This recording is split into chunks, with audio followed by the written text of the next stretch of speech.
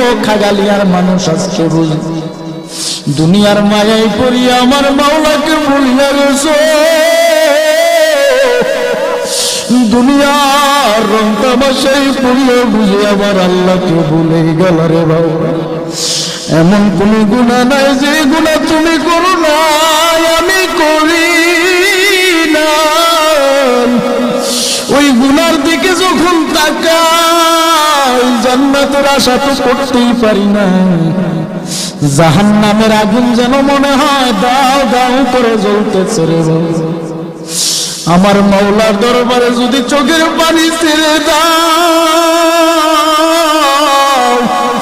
আল্লাহ বলবে রে বান্দা বান্দি চোখের পানি গালবে জমিনে পড়তে দেরি হবে। এক জাররা পরিমাণ চোখের পানি জমিনে পড়া মাত্র আমি আল্লাহ তোর আমল নামার গুনাহগুলো মাফ করে দিব।